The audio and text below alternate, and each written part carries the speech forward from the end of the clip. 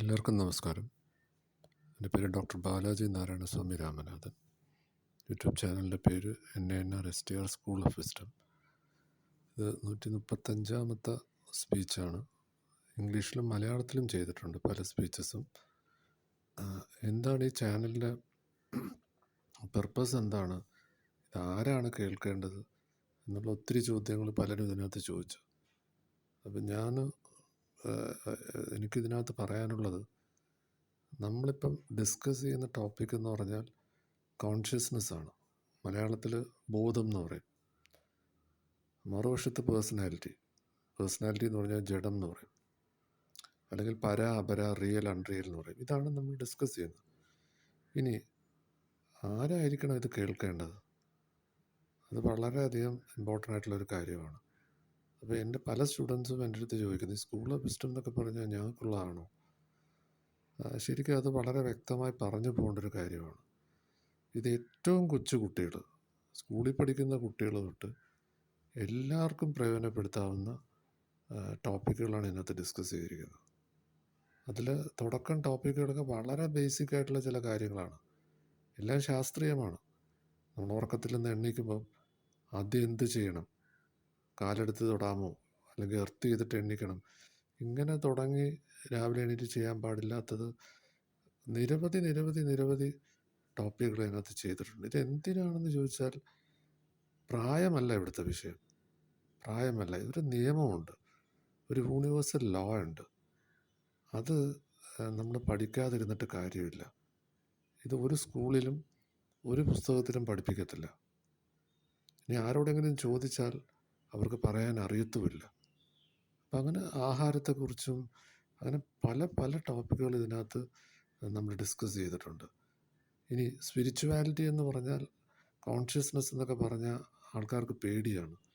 കാര്യം ഇത് വേറെ എന്തോ ഒരു സംഭവമാണ്, ഇത് പ്രായം കൂടിയ ആൾക്കാർക്കുള്ളതാണ്. അങ്ങനെയൊന്നും ഇതിനകത്തില്ല. ഇതിനകത്ത് പ്രായമല്ല വിഷയം. നമുക്ക് യഥാർത്ഥത്തിലുള്ള അറിവ് നമുക്ക് വേണോ വേണ്ടയോ എന്നുള്ളതാണ്. നിരന്തരം ഞാനകത്ത് പറഞ്ഞിട്ടുണ്ട്, 2 കാറ്റഗറി ആൾക്കാരേ ഉള്ളൂ, അറിവുള്ളവരും അറിവില്ലാത്തവരും. അത് ഈ ഇടയ്ക്ക് ഇറങ്ങിയ ഒരു സിനിമയിൽ പറയുന്നുണ്ട് വക്കീലന്മാരെ കുറിച്ച്. പാവം വക്കീലില്ല, ബുദ്ധിയുള്ള വക്കീലേ ഉള്ളൂ എന്ന് പറഞ്ഞാൽ, ഒരു മനുഷ്യൻ, പാവം മനുഷ്യനില്ല, ബുദ്ധിയുള്ള മനുഷ്യനേ ഉള്ളൂ. ബുദ്ധിയില്ലാത്തവരെ പാവം എന്ന് പറഞ്ഞിട്ട് കാര്യമില്ല. അത് നമ്മൾ പറയാറുണ്ട്, ശുദ്ധനാണെങ്കിൽ അവൻ കൂടുതൽ ഉപദ്രവം ഉണ്ടാക്കുമെന്ന് എന്ന് പറയുന്ന കണക്ക്. അപ്പോൾ യഥാർത്ഥത്തിൽ അറിവ് സ്കൂളിൽ പഠിപ്പിക്കുന്നില്ല, നമ്മുടെ വീട്ടിൽ പഠിപ്പിക്കുന്നില്ല. നമ്മൾ മുസ്ലിമാണ്, ക്രിസ്ത്യനാണ്, ഹിന്ദുവാണ്, ഇതിൽ നിന്നൊന്നും പഠിപ്പിക്കുന്നില്ല. ഇതിലെല്ലാം നമ്മളെ വേറെ വേറെ നിന്ന് കാണിക്കാനാണ് ഇവർ നമ്മളെ പഠിപ്പിക്കുന്നത്. അപ്പോൾ ഇത് എന്താണ് നമ്മൾ ഉദ്ദേശിക്കുന്നത്?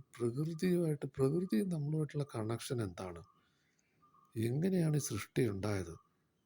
സൃഷ്ടി ഉണ്ടാവുന്നതിന് മുമ്പ് നമ്മൾ എന്തായിരുന്നു? ഇത് വലിയ സ്കൂൾ വിദ്യാഭ്യാസമൊന്നും വേണ്ട, ഒരു സ്കൂളിലും പോകണ്ട. നമ്മൾ എവിടെ നിന്ന് വന്നു? നമ്മുടെ അച്ഛനും അമ്മയുടെ നിന്ന് വന്നു. അതിൻ്റെ പുറകോട്ട് പോകുമ്പോൾ അവസാനം സയൻസ് പറയുന്ന ബിഗ് ബാങ് അവിടെ എത്തും. അവിടുന്ന് എത്തുമല്ലോ. അവിടെ സിംഗിൾ സെൽ ജീവികൾ, അല്ലെങ്കിൽ പാറ, മണൽ, അങ്ങനെ തുടങ്ങിയിട്ടുള്ള സയൻസ് ഇത് വ്യക്തമായിട്ട് നമ്മളെ സ്കൂളിൽ പഠിപ്പിച്ചിട്ടുണ്ട്. ഞാൻ പറയുന്നത്, നമുക്ക് അറിഞ്ഞുകൂടാൻ നമ്മളിനി ഭാവം നടിച്ചിട്ട് കാര്യമില്ല. വെറുതെ ആൾക്കാർ വളരെ സീരിയസ് ആയിട്ട് പറയും ഇതൊക്കെ നമുക്ക് ഇതിൻ്റെ ആവശ്യം എന്താ? അത് എല്ലാ കാലത്തും നമ്മൾ ശ്രദ്ധിക്കേണ്ട ഒരു കാര്യം, നമ്മളെ അടിമകളാക്കുക എന്നുള്ളതാണ് പ്രധാന ജോലി. ഇന്ന് ലോകം കൺട്രോൾ ചെയ്യുന്ന ഒരു 9 കോർപ്പറേഷൻ, 10 ഇല്ല, ഇവരുടെ സാധനങ്ങളാണ് നമ്മൾ വാങ്ങിക്കുന്നതും ഉപയോഗിക്കുന്നത്. ഇവർ തീരുമാനിക്കും. നമ്മൾ വായിക്കുന്ന പത്രവും മീഡിയ എല്ലാം ഇവരുടെയാണ്. അപ്പോൾ നമുക്ക് ചുറ്റും വരുന്ന സാധനങ്ങളൊന്നും സത്യമായിട്ടുള്ള ഇൻഫർമേഷൻ അല്ല. നമ്മൾ സംസാരിക്കുന്നത് കോൺഷ്യസ്നെസ്സാണ്. ബോധം എല്ലാ കാലത്തും നിലനിൽക്കുന്നതാണ്. ഏത് കൊച്ചു കുട്ടിയെടുത്തും ചോദിച്ചാൽ അവർ പറയും എല്ലാം എനർജിയാണ്, ഇലക്ട്രോൺ, ന്യൂട്രോൺ, പ്രോട്ടോണാണ്, ഒന്നും നശിക്കുന്നില്ല. ഇത് പറയാനറിയാം. പക്ഷേ നമ്മളൊന്ന് ചോദിച്ചു നോക്കി, നിങ്ങളുടെ ശരീരം നശിക്കുമോ? അത് നശിക്കും. പിന്നെ നേരത്തെ പറഞ്ഞെന്തോ, അത് ശരീരത്തിന് ആപ്ലിക്കബിൾ അല്ല. ഇതാണ് പ്രാക്ടിക്കൽ സെൻസ് ഇല്ലെന്ന് പറയുന്നത്. അപ്പം വിസ്ഡം എന്ന് പറയുന്നത് നമ്മൾ പഠിക്കുന്ന കാര്യം നമ്മുടെ ജീവിതത്തിൽ നമുക്ക് അപ്ലൈ ചെയ്യാൻ പറ്റണം. അല്ലാത്ത ഒരു കാര്യവും നമ്മൾ കേൾക്കരുത്. ഒരു കാര്യവും വായിക്കരുത്. ഒരു കാരണവശാലും. അപ്പോൾ യഥാർത്ഥ അറിവ് എവിടെ നിന്ന് കിട്ടും? നമുക്ക് മുമ്പേ പോയിട്ടുള്ള അവർക്ക് ബോധോദയം അല്ലെങ്കിൽ കോൺഷ്യസ് സ്റ്റേറ്റിൽ നിൽക്കുന്നു എന്ന് മറ്റുള്ളവർ പറയുന്നത് നമുക്ക് സത്യത്തിൽ അറിഞ്ഞൂടാ. നമുക്കത് വിശ്വസിക്കാനേ പറ്റൂ. അപ്പോൾ അതിൽ ആരെ കേൾക്കണം? നമ്മുടെ ഏഷ്യൻ കൺട്രീസിലുള്ളത് കേൾക്കണോ? അല്ലെ വെസ്റ്റേൺ കൺട്രീസിലുള്ള ഏത് മതത്തിൽ പറയുന്ന നമ്മൾ വിശ്വസിക്കണം? ബുദ്ധിസത്തിൽ പറയുന്നത് വിശ്വസിക്കണോ? ജൈനിസത്തിലാണോ? ഇസ്ലാമിലാണോ? ജൂഡിസമാണോ? അല്ലെ സൗരാഷ്ട്രീയനാണോ? ഇങ്ങനെ ചർച്ചകൾ പോവാണ്. സത്യം പറഞ്ഞാൽ ഈ മതങ്ങളൊക്കെ വന്നിട്ട് എത്ര വർഷമായി? നമ്മൾ എന്തിനീ മതങ്ങളെക്കുറിച്ച് സംസാരിക്കുന്നത്? നമ്മൾ അതിൻ്റെയൊക്കെ വളരെ പുറകിലോട്ട് പോകും. നമ്മൾ ഈ പ്രകൃതിയിലെ എല്ലാ ജീവജാലങ്ങളുമായിട്ട് കണക്റ്റഡ് ആണ്. ഇതിനെന്ത് PhD ആവശ്യം? ആർത്തേലും പറയാം അത് ഞങ്ങൾക്ക് വിവരമില്ല, വിദ്യാഭ്യാസമില്ല.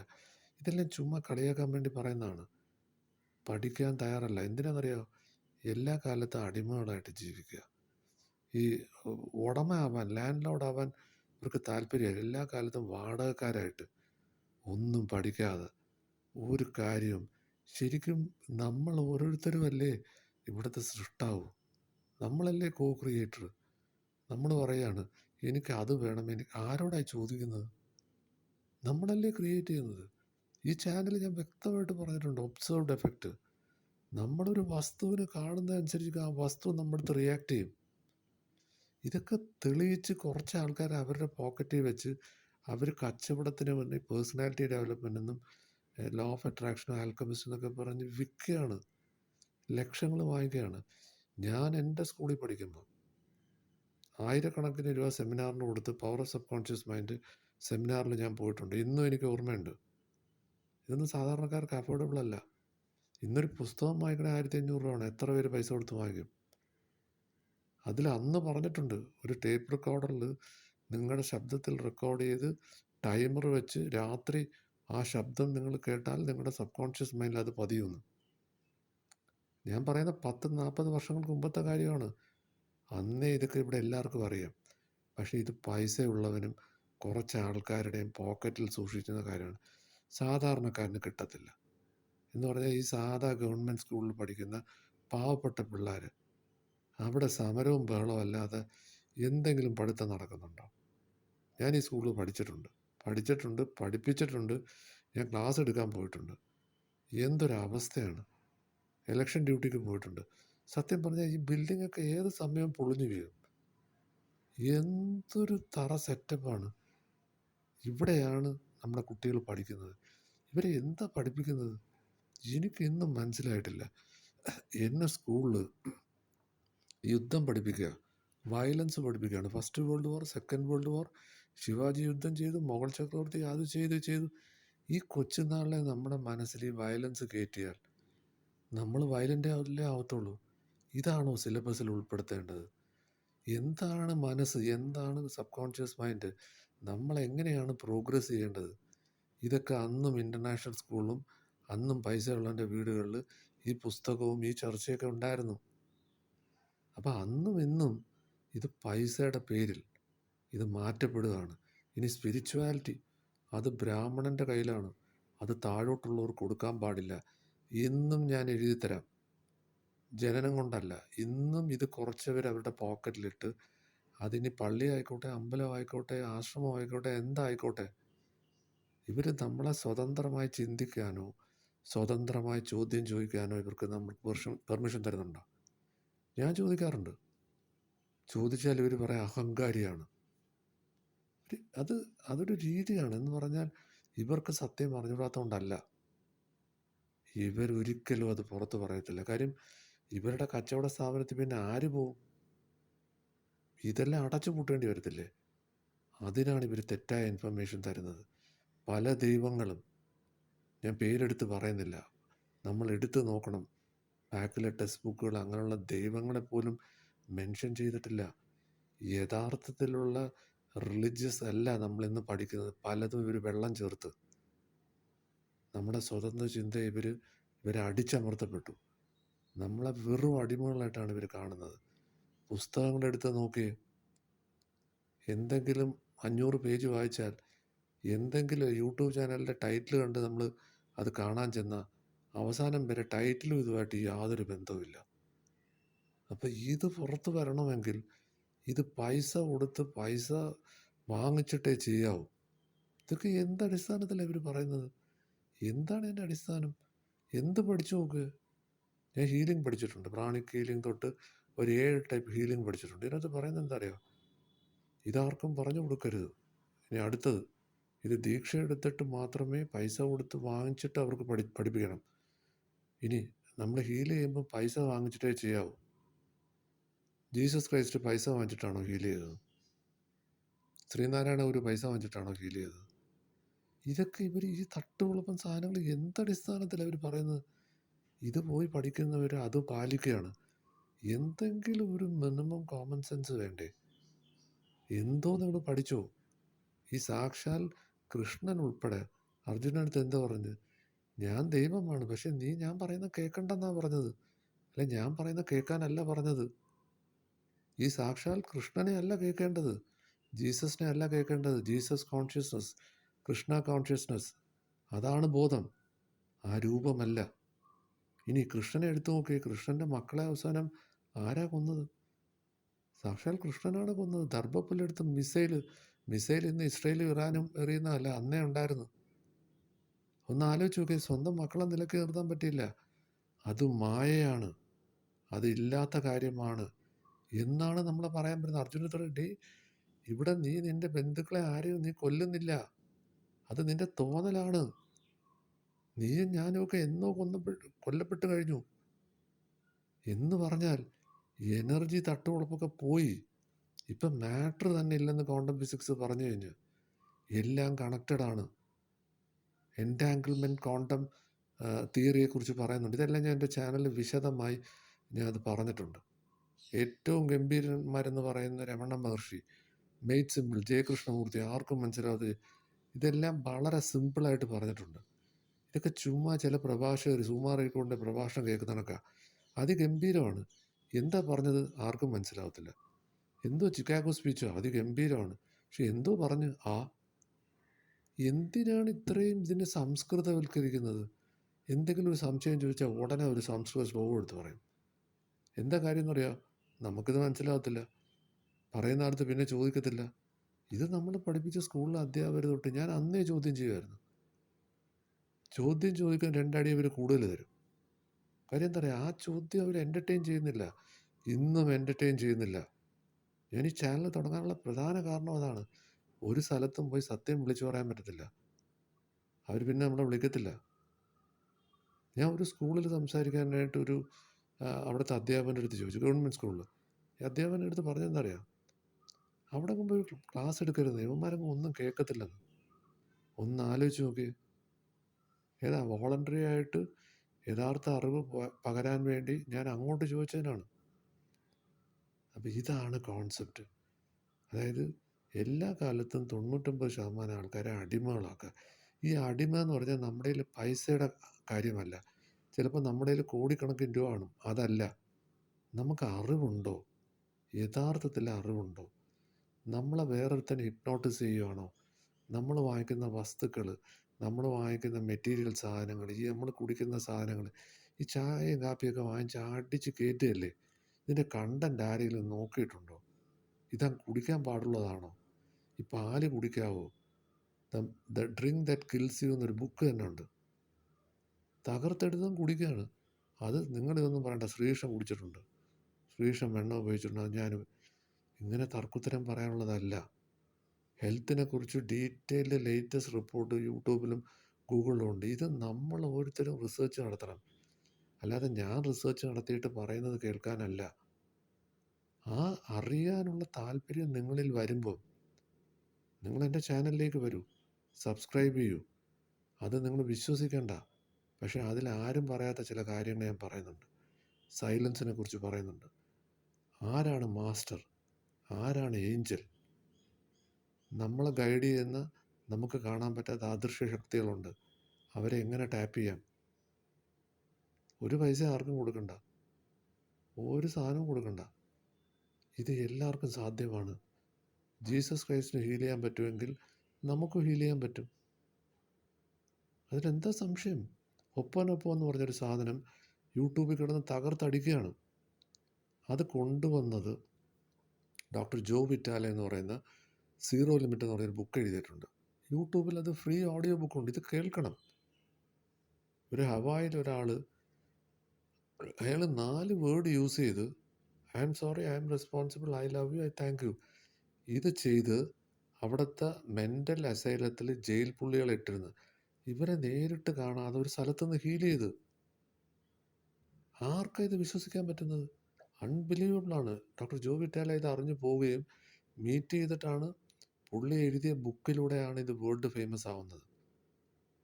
പലരും തകർത്ത് പറയാണ് 4 വേർഡ്. ഈ 4 വേർഡ് എങ്ങനെ യൂസ് ചെയ്യണം അതാ ബുക്കിൽ പറയുന്നുണ്ട്. ബുക്ക് വായിക്കത്തില്ല. ഐ ആം സോറി, ആരോട് സോറി? ഐ ആം റെസ്പോൺസിബിൾ, ആരോട് റെസ്പോൺസിബിൾ? ഐ ലവ് യു, ആരെയാ ലവ് ചെയ്യുന്നത്? ഐ താങ്ക്, അറിയത്തില്ല. കീച്ചെന്ന് എടുത്തു വെച്ചങ്ങ് ഉപയോഗിക്കുകയാണ്. ഞാൻ പറയുന്നത് ഇത് ഉപയോഗിക്കേണ്ടെന്നല്ല. യഥാർത്ഥത്തിൽ ഈ ജോ വിറ്റാലയുടെ സെമിനാറിനകത്ത് ജോ വിറ്റാലെ പറയുന്നുണ്ട്. ഞാൻ എൻ്റെ യൂട്യൂബിൽ അത് ആഡ് ചെയ്തിട്ടുണ്ട്, ആർക്കും കാണാം. നമ്മളിത് ഒരാൾ പറയുന്നത് കൊണ്ട് ഇവർ അബ്ദുൾ കലാമിനെ കുറിച്ച് പറയുന്നുണ്ട്. Dream and things will happen, law of attraction, personality development. ഈ ക്ലാസ് എടുക്കുന്നവർക്ക് ഇതെല്ലാം അവർക്ക് സംഭവിക്കുന്നുണ്ടോ എന്ന് നമ്മളൊന്ന് ചെക്ക് ചെയ്ത് നോക്കിയേ. ഞാൻ പലരോടും ചോദിച്ചിട്ടുണ്ട്. ടൈം മാനേജ്മെൻറ്റ് എടുക്കുകയാണ്. ആ എടുക്കുന്ന ആൾക്ക് ഒരു ടൈം മാനേജ്മെൻറ്റും ഇല്ല. അതായത് പുസ്തകം വെച്ചങ്ങ് തകർക്കുകയാണ്. തെറ്റില്ല, ഞാൻ പറയുന്നത് എല്ലാം കേൾക്കുക. പക്ഷേ ആത്മീയത ആയിക്കോട്ടെ. ഞാൻ ബോധം എന്ന് പറയുമ്പോൾ, കോൺഷ്യസ്നെസ് എന്ന് പറയുമ്പം ഞാൻ പറയുന്നത് ഒറ്റ കാര്യമേ ഉള്ളൂ. ബിഗ് ബാങ്ങിന് മുമ്പ് നമ്മളെല്ലാവരും ആരായിരുന്നു? ശൂന്യതയായിരുന്നു. അതാണ് കോൺഷ്യസ്നെസ്. ഇനി എന്താ പേഴ്സണാലിറ്റി? പഞ്ചേന്ദ്രിയങ്ങളിലൂടെ വരുന്നത് എല്ലാ തട്ടുകുളപ്പം സാധനവും പേഴ്സണാലിറ്റിയാണ്. അത് മായയാണ്. അത് ഇല്ലാത്ത മാറ്ററാണ്. ഇതിനി സയൻസും അക്സെപ്റ്റ് ചെയ്ത് കഴിഞ്ഞ് സ്പിരിച്വാലിറ്റി അക്സെപ്റ്റ് ചെയ്ത് ഇവർ പിന്നെ നമ്മളെ കൺഫ്യൂസ് ചെയ്യാൻ വേണ്ടി ഈസ്റ്റേൺ ഫിലോസഫിയിൽ ഇന്ത്യയിൽ പറയും, നിങ്ങൾ വേദം വായിച്ചിട്ടുണ്ടോ? അതിൽ 4 ഉണ്ട്. അതിൽ അഥർവവേദമുണ്ട്. നമ്മളെ പേടിപ്പിക്കും. ഒരു കുന്തവും പേടിപ്പിക്കാനില്ല. അത് ഞാൻ എൻ്റെ ചാനലിൽ ഇട്ടിട്ടുണ്ട്. 2 മിനിറ്റ് മെനക്കെടാമെങ്കിൽ ഇതറിയാൻ പറ്റും 4 വേദം. പിന്നെ ഉപനിഷത്ത്, ഒരു 100ഓളം ഉപനിഷത്തുണ്ട്. ഒരു 10 എണ്ണത്തിൽ എല്ലാം പറയുന്നുണ്ട്. ഒരു ഉപനിഷത്ത് പഠിച്ചാൽ മതി, എല്ലാ ഉപനിഷത്തും ഒന്നാണ്. ഇവർ നമ്മളെ ഭിന്നിപ്പിച്ച് നിർത്തും. പിന്നെ കുറച്ച് പുരാണങ്ങൾ. ഈ പുരാണങ്ങൾ സാധാരണക്കാരന് ഈ ഉപനിഷത്ത് മനസ്സിലാവാത്തതിന് കഥാരൂപത്തിൽ പറഞ്ഞിട്ടുണ്ട്. ഇത്രയേ ഉള്ളൂ കാര്യം. ഇതിന് കുറേ കാര്യങ്ങൾ, പല ദൈവങ്ങളെക്കുറിച്ച് ഇവർ പറയുന്ന കഥകൾ ഈ സൗത്ത് ഇന്ത്യയിൽ പറയുന്ന അതേ കഥയല്ല നോർത്ത് ഇന്ത്യയിൽ പറയുന്നത്. അതെങ്ങനെ വ്യത്യാസം വന്ന്? ഇത് നമ്മൾ ചോദ്യം ചെയ്യാൻ പോയാൽ നമ്മളിവർ കൊന്നുകളയും. അതുകൊണ്ട് ഞാൻ പറയുന്നത് നമ്മൾ ആരെയും ചോദ്യം ചെയ്യേണ്ട. നമ്മൾ ആൾക്കാർ പറയുന്നത് അങ്ങനെ കേൾക്കുക. ഇന്ന് ദൈവം സഹായിച്ച് ഒരു ലൈബ്രറിയിലും പോണ്ട, നമുക്ക് യൂട്യൂബിലും അല്ലെങ്കിൽ മറ്റ് ചാനലുകളിലും ഇത് റിസർച്ച് നടത്തുന്ന ആൾക്കാരുണ്ട്. അവരെ കേൾക്കുക, അവർ പറയുന്നത് വായിക്കുക. എന്നിട്ട് ഒരു കാര്യം കൂടെ മനസ്സിലാക്കണം, ഫസ്റ്റ് ഹാൻഡ് ഇൻഫർമേഷനാണ്. ശ്രീനാരായണ ഗുരുവിൻ്റെ ബയോഗ്രഫിയെക്കുറിച്ച് ഞാൻ ഒരു പഠനം നടത്താൻ ശ്രമിച്ചു. ഒരു ശിഷ്യൻ എഴുതിയ ബുക്കുണ്ട്. ആ ബുക്കിനകത്ത് പോലും ഡയറക്റ്റ് അറിവല്ല പലതും. മറ്റൊരാൾ പറഞ്ഞു, വേറൊരാൾ പറഞ്ഞു എന്നാണ് എഴുതിയിരിക്കുന്നത്. നമുക്കത് ഡോക്യുമെൻ്റ് ചെയ്യാൻ പറ്റത്തില്ല. ഈ 100 വർഷത്തിനിടയ്ക്ക് ജീവിച്ചിരുന്ന ശ്രീനാരായണ ഗുരുവായിട്ട് ഡയറക്റ്റ് ആക്സസ് ഉള്ള ആൾക്കാരുണ്ട്. 4ാം തലമുറക്കാരിന്ന് ജീവിച്ചിരിപ്പുണ്ട്. അവരിലൂടെ വേണം ഡേറ്റ കളക്ട് ചെയ്യാൻ. അത് ചെയ്തിട്ടില്ല ആരും. കുറേ ബയോഗ്രഫികൾ എഴുതിയിട്ടുണ്ട്. അവിടെ നിന്ന് കുറേ സാധനം കോപ്പി പേസ്റ്റ് ചെയ്ത് ഒരു ബുക്ക് അങ്ങ് പബ്ലിഷ് ചെയ്യും. എന്നിട്ട് ഈ പുസ്തകമാണ് നമ്മൾ വായിക്കുന്നത്. നമുക്ക് എന്തെങ്കിലും വിവരം കിട്ടുമോ? ഞാൻ 1-2 ചോദ്യങ്ങൾ ചോദിച്ചു. ഈ ശ്രീനാരായണ ഗുരു, ചട്ടമ്പി സ്വാമികളും ഇവർ യോഗ വിദ്യ പഠിച്ചിട്ടുണ്ടോ? ഇവർ സിദ്ധികൾ ചെയ്തിട്ടുണ്ടോ? അപ്പോൾ ആൾക്കാർ പറയുന്നുണ്ട്, നമ്മുടെ ചട്ടമ്പി സ്വാമികൾ കായംകുളം കൊച്ചുണ്ണിയെ കാണാൻ ചെന്നപ്പം കാട്ടിലൂടെ പോയപ്പം അവരുടെ ഗുണ്ടകൾ വന്നപ്പോൾ ഇങ്ങനെ കമ്പ് വെച്ച് തട്ടിയെന്നും ഓരോ കൈ വെച്ച് ക്ഷയിച്ചു പോയെന്നും, കായംകുളം കൊച്ചുണ്ണിത്തോൻ ചോദിച്ചപ്പം അതിനെ എങ്ങനെ നന്നാക്കും ചോദിച്ചപ്പോൾ മറ്റേ കയ്യിൽ തട്ടിയാൽ മതി എന്ന് പറഞ്ഞൊരു കഥയെല്ലാം ഡോക്യുമെൻ്റ് ചെയ്തിട്ടുണ്ട്. അപ്പോൾ സിദ്ധികൾ ഉപയോഗിച്ചിട്ടുണ്ട്, ശ്രീനാരായണ ഗുരു ഉപയോഗിച്ചിട്ടുണ്ട്. ഇവർ രണ്ടുപേരും ഈ സിദ്ധികൾ എവിടെ നിന്നാണ് പഠിച്ചത്? ഇവരുടെ ഗുരു ആരാ? ഗുരു അയ്യാസ്വാമി എന്നാണ് പറയുന്നത്. അയ്യാസ്വാമി സിദ്ധികൾ ഇവരെ പഠിപ്പിച്ചോ?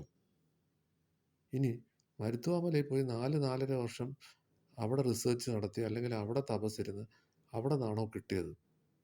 ഇനി പതഞ്ജലി യോഗയിൽ നിന്നാണോ കിട്ടിയത്? ഏത് പുസ്തകത്തിൽ നിന്നാണ് കിട്ടിയത്? ഇത് ഉറപ്പായിട്ടും ശ്രീനാരായണ ഗുരുയുടെ കൂടെ ഉള്ളവർക്ക് പറഞ്ഞിട്ടുണ്ട്. അവർക്കറിയാം. മുരുകനെ പ്രാർത്ഥിച്ചിട്ടുണ്ട്. ഉപയോഗിച്ച മന്ത്രം രഹസ്യമായിട്ട് പലരും കൊണ്ടു കിടക്കുന്നുണ്ട്. പലരും ഇന്നും ഉപയോഗിക്കുന്നുണ്ട്. എനിക്കറിയാം.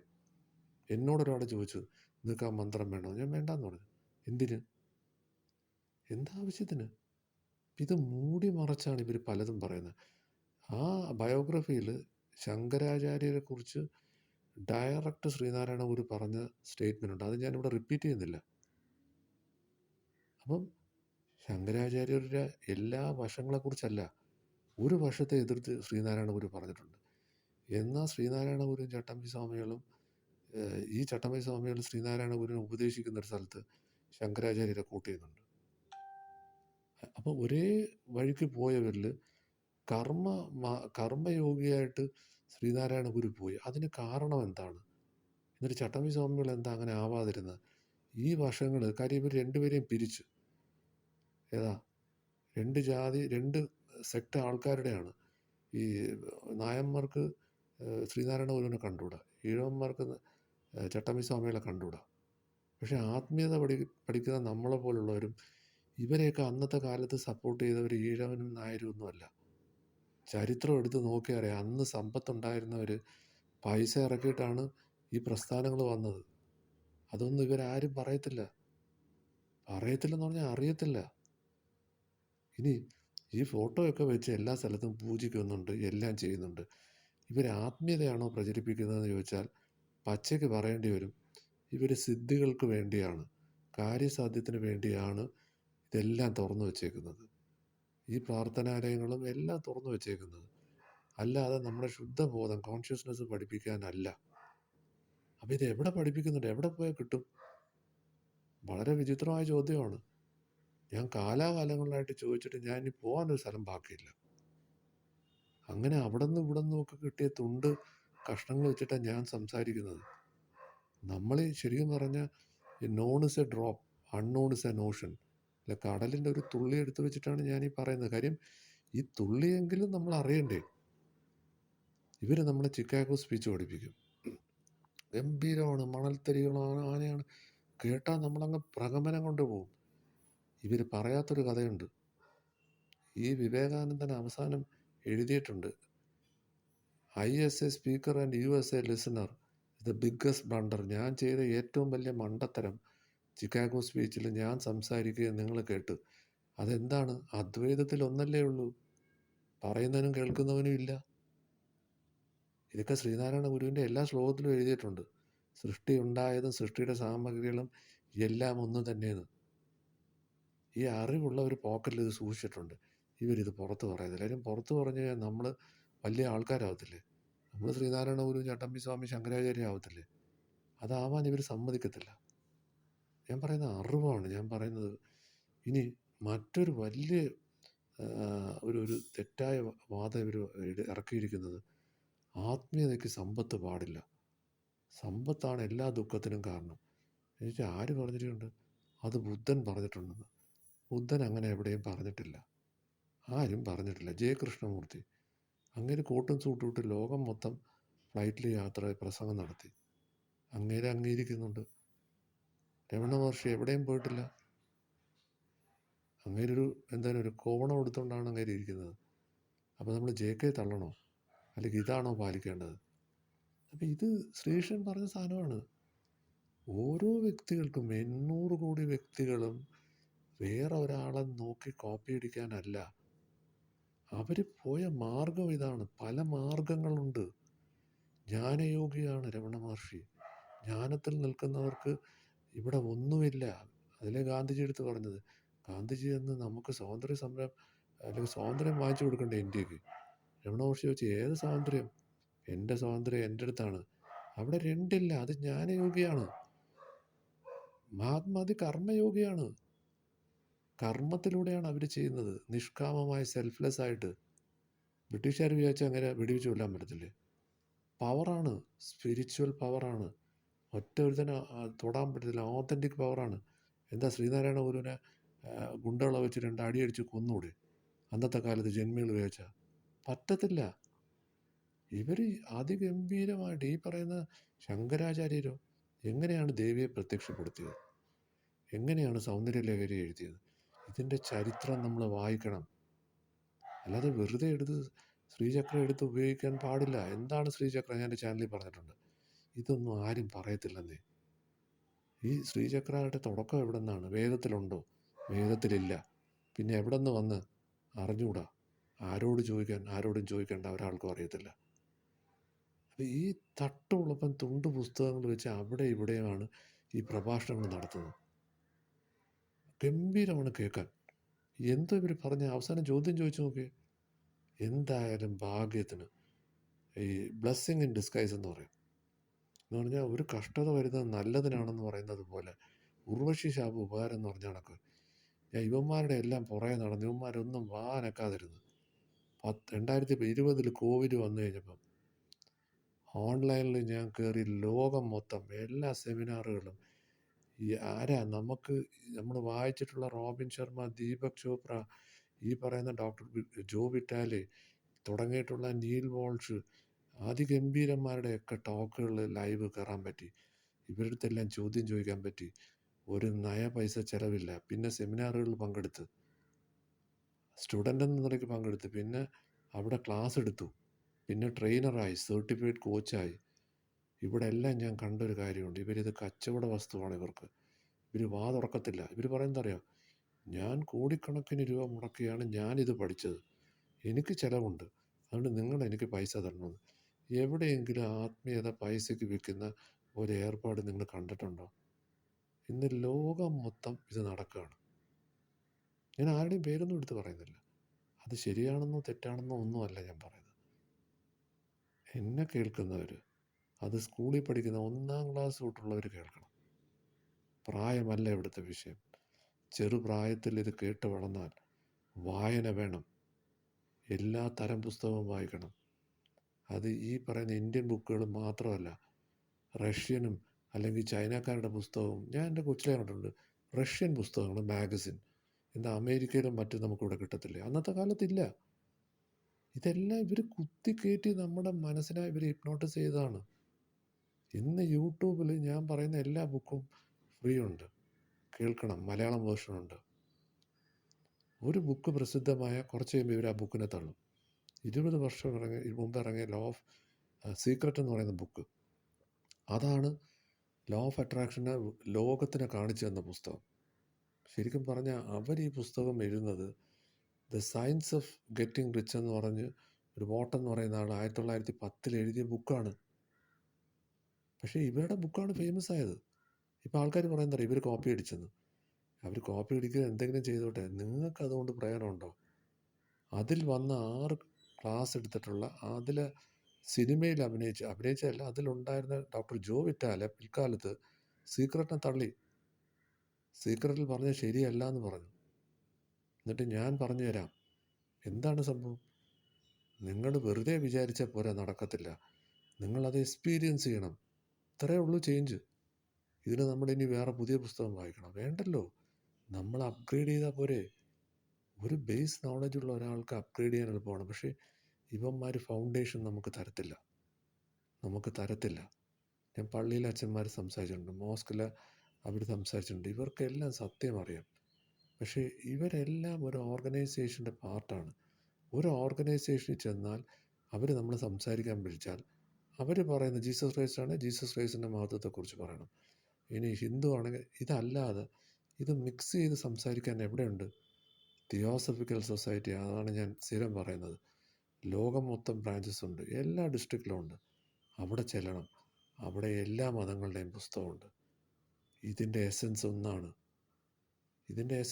ഇല്ല തേൻ എടുക്കാനായിട്ട് തേനീച്ച പോകുമ്പം എല്ലാ പുഷ്പത്തിൽ നിന്ന് എടുക്കുന്ന കണക്ക് നമ്മളെല്ലാ മതങ്ങളിലും, ഞാൻ എൻ്റെ ചാനലിൽ എല്ലാ മതങ്ങളെക്കുറിച്ച് ഇട്ടിട്ടുണ്ട്.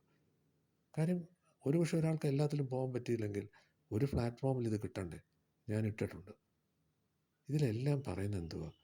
പ്രകൃതിയുടെ കൂടെ ചേരൂ. പ്രകൃതി നീ രണ്ടല്ല. അതല്ലേ ക്വാണ്ടം ഫിസിക്സിൽ പറയുന്നത്. ഇവിടെ മാറ്റർ ഇല്ല, എല്ലാം കണക്റ്റഡ് ആണ്. പിന്നെ എവിടെയാണ് നമ്മുടെ സംശയം? കുറേ രൂപങ്ങൾ നമ്മുടെ ഫ്രണ്ടിൽ നിർത്തിയിട്ട് നമ്മൾ ഇപ്പുറത്ത് നിന്നുകൊണ്ട് ആ രൂപത്തെ പ്രാർത്ഥിക്കണം. അത് അദ്വൈതമല്ല, അത് ദ്വൈതമല്ലേ? നമ്മൾ മോണിസത്തിനെ കുറിച്ചാണ് പറയുന്നത്, ഇവർ ഡ്യുവലിസത്തെ കുറിച്ചാണ് പറയുന്നത്. ഭക്തി മാർഗയിൽ അങ്ങനെയാണ്, പക്ഷേ അതും കവിഞ്ഞു പോണം. അതാണ് വിവേകാനന്ദൻ്റെ ഗുരു രാമകൃഷ്ണ പരമഹംസ അവസാനം കാളിയെ പ്രത്യക്ഷപ്പെടുത്തിയിട്ട് ബോധത്തിലേക്ക് കടക്കാൻ പറ്റില്ല. തോത്താഗിരി വന്ന് കാളിയെ നെറ്റിയിൽ നിന്നും ആജ്ഞാചക്രയിൽ നിന്ന് കട്ട് ചെയ്ത് പുറത്ത് കളഞ്ഞു. അപ്പം ഇതൊരു പോൾ വോൾട്ട് പോലെയാണ്. നിങ്ങൾക്ക് ആ കമ്പ് ചാടാൻ വേണ്ടിയാണ് ഒരു കമ്പ് തന്നിട്ടുള്ളത്, ആ കമ്പിനെ പിടിക്കാനല്ല. അതാണ് freedom from known J Krishnamurti പറയുന്നത്. വയലൻസ് നിങ്ങളുടെ ഉള്ളിലല്ല, വയലൻസ് പുറത്തല്ല.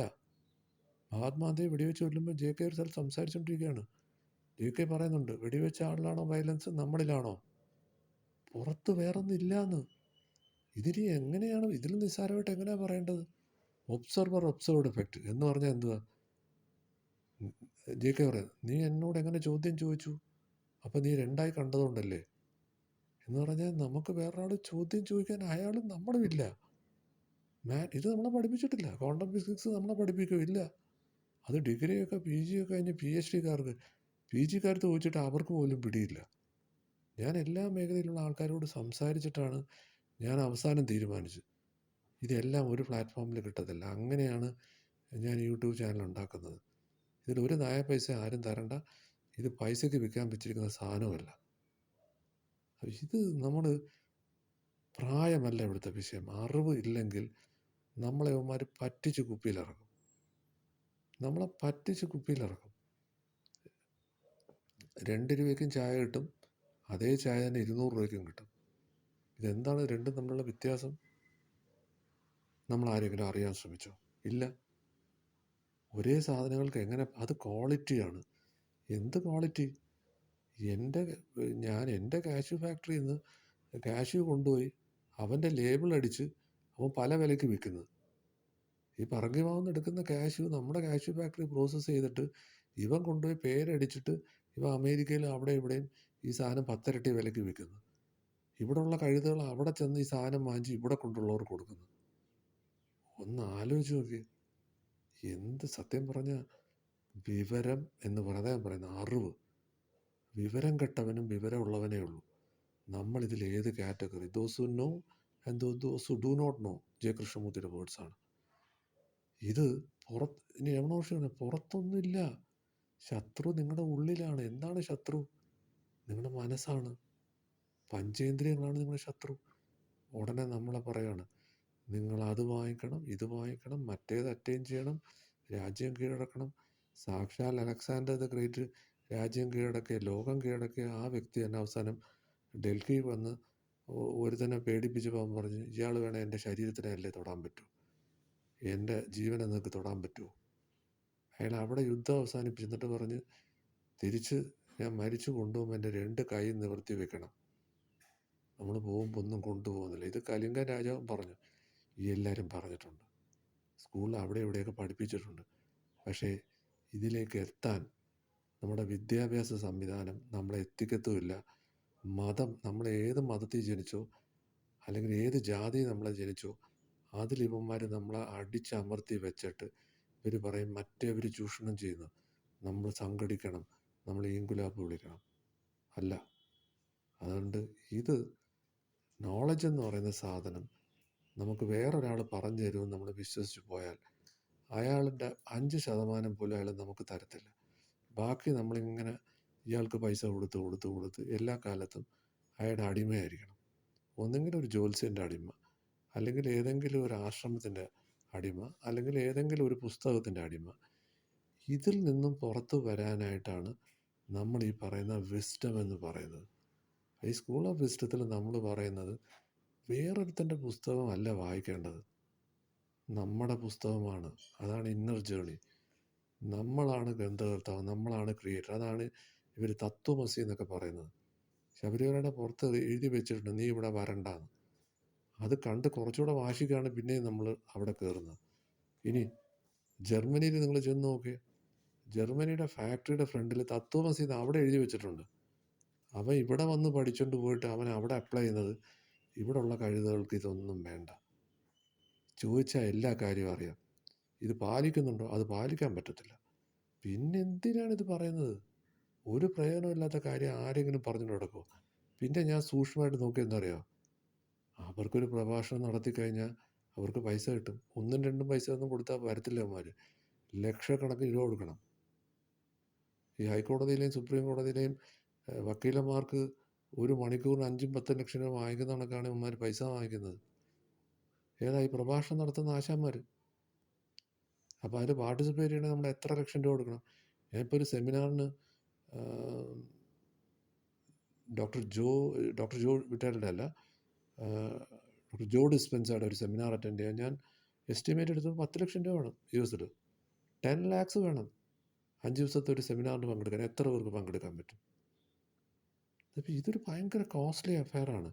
അപ്പോൾ ഇത് നമുക്ക് പാവപ്പെട്ട ഇന്ത്യയിലുള്ള സാധാരണ സർക്കാർ സ്കൂളിൽ പഠിക്കുന്ന, ആഹാരത്തിന് പോലും വകയില്ലാത്ത, അല്ലെങ്കിൽ അവിടെ നിന്ന് ആഹാരം കഴിക്കുന്ന പാവപ്പെട്ടവർക്ക് ചെയ്യാൻ പറ്റുന്നത് നമുക്ക് ഇല്ല.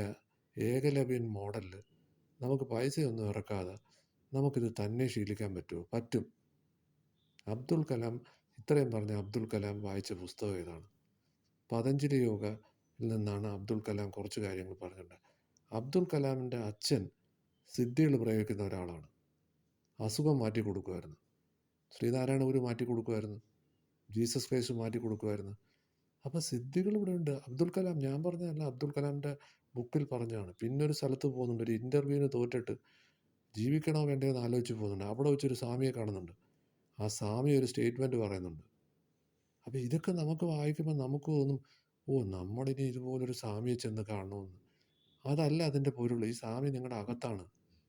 ഈ അകത്തുള്ള സാധനത്തിന് അകത്തോട്ട് നോക്കാനാണ്, അല്ലാതെ പുറത്തുള്ള സ്വാമിമാരെ പുറകെ ഓടാനല്ല പറയുന്നത്. അപ്പോൾ ഇത് ഞാൻ പറയാൻ കാരണം, എന്താണ് ഈ 135 ലെക്ചർ സീരീസ്? ഇതിലെന്തോ പറയുന്നത്? സത്യം പറഞ്ഞാൽ അതിൽ പറയുന്നത് പല കാര്യങ്ങളും നമ്മുടെ ലോജിക് മൈൻഡിന് വിശ്വസിക്കാൻ പറ്റത്തില്ല. ഞാനതിൽ പറഞ്ഞിട്ടുള്ള പല കാര്യങ്ങളും 3rd ഡയമെൻഷൻ കഴിഞ്ഞ് 4th ഡയമെൻഷനിൽ പോയാൽ ടൈമും സ്പേസും ഇല്ല.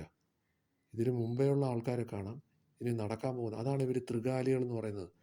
അതിന് വലിയ കണ്ടുപിടുത്തമൊന്നും വേണ്ട. ഈ ഡോക്ടർ ജോ ഡിസ്പെൻസയുടെ സെമിനാറിൽ പോയാൽ 2ാമത്തെ ദിവസം പുള്ളി കാണിച്ചു തരും.